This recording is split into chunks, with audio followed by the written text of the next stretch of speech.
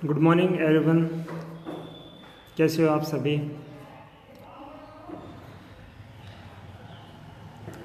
आज मैं जो हमारे देश कोरोना वायरस की समस्या से जूझ रहा है उसके बारे में कुछ बात करना चाहता हूँ। सबसे पहले तो आज नर्स डे है, तो मैं सभी नर्सेज डे की हार्दिक शुभकामनाएं देता हूँ।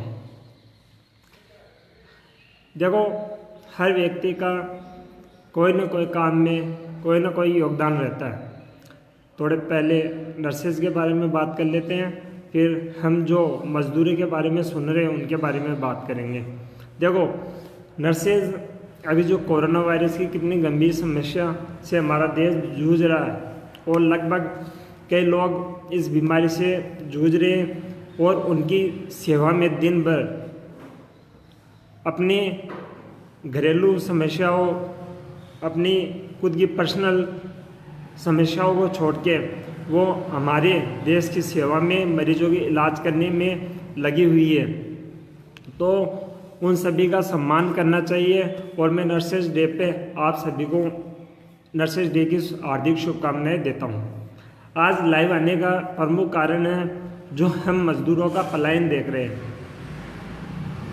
देखो, क्या होता है कि कभी कभी ऐसी समस्या आ जाती है, तब हमें ऐसे स्ट्रिक्ट डिसीजन लेने पड़ते हैं जिनकी हम कल्पना नहीं करते हैं या उम्मीद नहीं करते हैं और वो हमारे हित में होते हैं। और लेकिन कुछ ऐसी समस्या हो जाती है जिसके कारण हमें कुछ परेशानियों से गुजरना पड़ता है।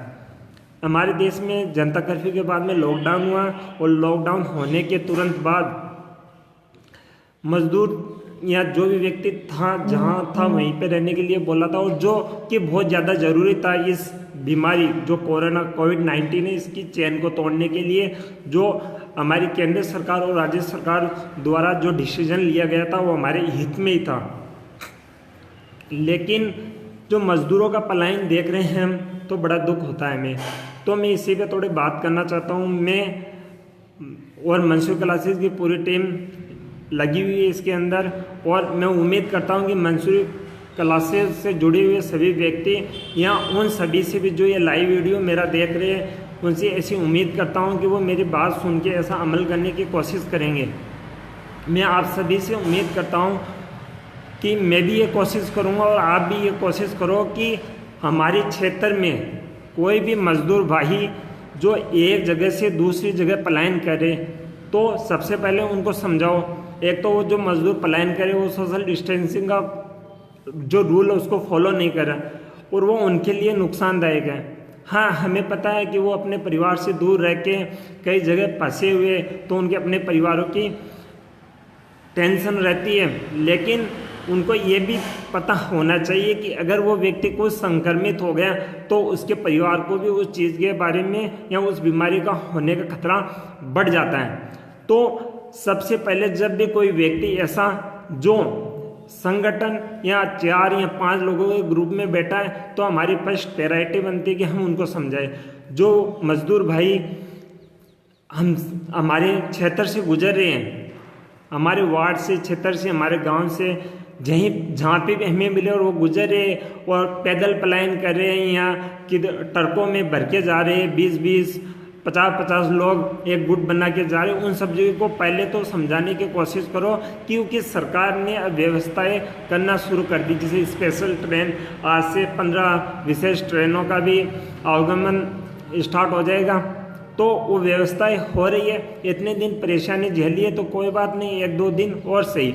अगर दूसरी ये चीज़ कि वो व्यक्ति दिहाड़ी मजदूर है, अभी काम नहीं है, तो वो अपनी व्यवस्था कैसे करे। दिहाड़ी मजदूर इतना ही कमा पाता है जितना वो खर्च कर देता है कि दिन में इतना 400-500 रुपये कमाता है, 400-500 रुपये उसके घर में लग जाते हैं। तो हमारी ये प्रायोरिटी बनती है कि जितना हो सके हमें उनके खाने पीने की, हमारे अगर क्षेत्र से जा रहा है तो उन व्यक्तियों से आप पूछो, खाना उनको जितनी आप मदद कर सकते हो खाना खिलाओ, और आर्थिक मदद दे सकते हो तो आर्थिक मदद भी दो। दूसरी चीज़ ये कि अभी रमज़ान का पर्व चल रहा है, तो मैं अपने मुस्लिम भाइयों से 2 गुजारिश करना चाहूँगा कि हम रमज़ान के महीने में ज़कात निकालते हैं, कुछ हमारी जो आमदनी होती है उसका कुछ हिस्सा हम ज़कात निकालते हैं गरीबों के लिए।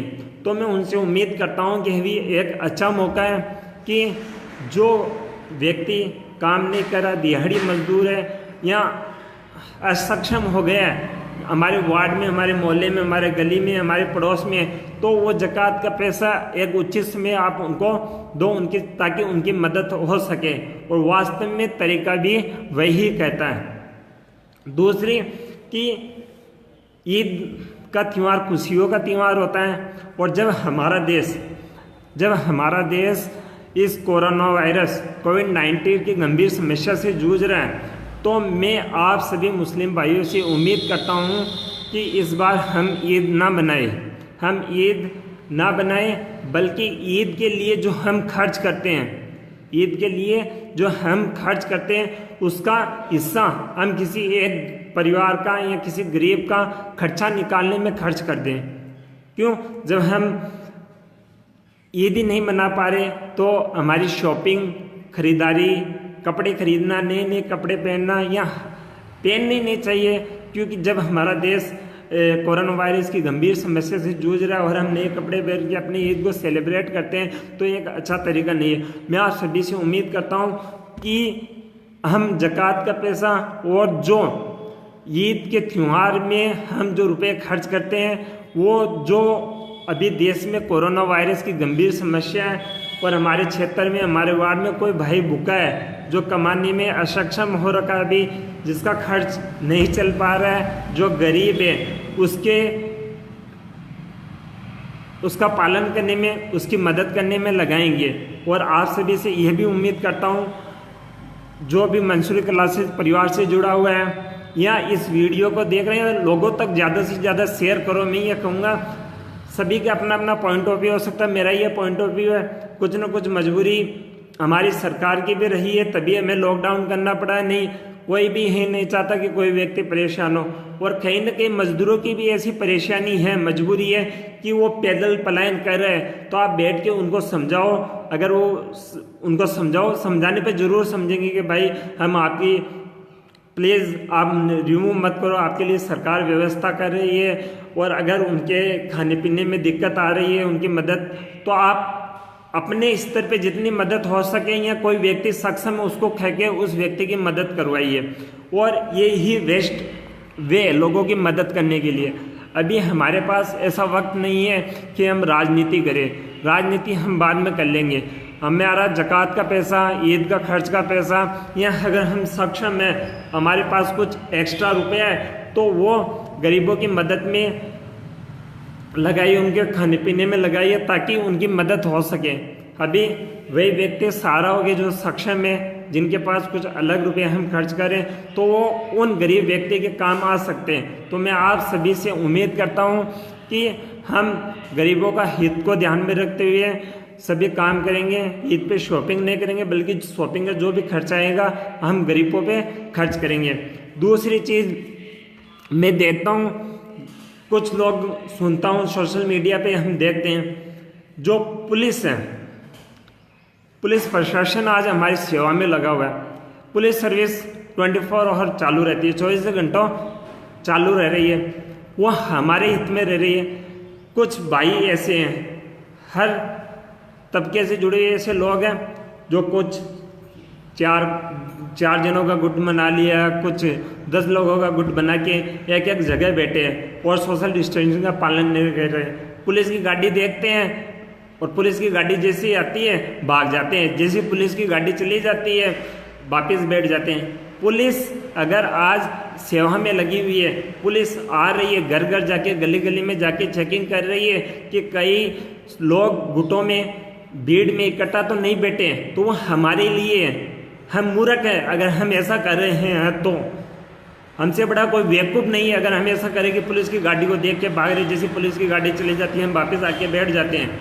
इससे बड़ी शर्म की बात नहीं है। हमारे लिए पुलिस प्रशासन लगा हुआ है, हमारे हित के लिए वो आता है। और ये खुद सोचिए कि कम से कम अगर हम घर से बाहर निकल रहे हैं तो हम अपनी जान को तो जोखिम में डाल रहे हैं, बल्कि अपने परिवार को भी जोखिम में डाल रहे हैं। तो आप सोचो कि अगर हम बाहर निकल रहे हैं तो क्या हम अपने परिवार को तो जोखिम में नहीं डाल रहे हैं? क्या हम अपने माँ बाप, अपने भाई बहन, अपने बच्चों को तो परेशानी में नहीं डाल रहे हैं? क्यों? क्योंकि ये जो कोरोना वायरस की जो गंभीर बीमारी है, ये एक दूसरे के संपर्क में आने से एक संक्रमण है जो संपर्क में आने से तेजी से फैलता है। तो प्लीज़ ये हम्बल एक विनम्र विनती है मेरी आपसे कि प्लीज़ ऐसा मत कीजिए, समझदार बनिए। समस्या से हम सबको मिलकर लड़ना है। इतना वक्त गुजरा है, थोड़ा और वक्त है, गुजर जाएगा।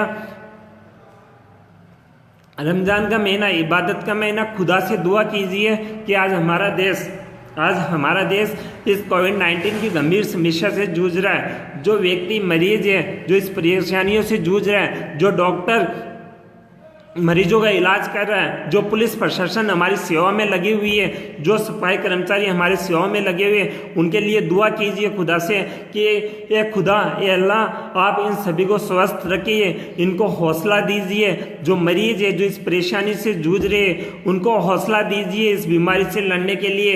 ये खुदा, उन डॉक्टरों को, उन नर्सों को, उन स्वास्थ्य कर्मियों को, उन पुलिस कर्मियों को, उन मीडिया कर्मियों को ये हौसला दीजिए कि वो, उनको ये हिम्मत दीजिए कि वो उन मरीजों का इस गंभीर बीमारी का इलाज कर सके और हमारे देश को इस बीमारी से शिफा अता फरमाए। इसी के बाद से मैं अपनी बात समाप्त करना चाहता हूँ। जय हिंद, जय भारत।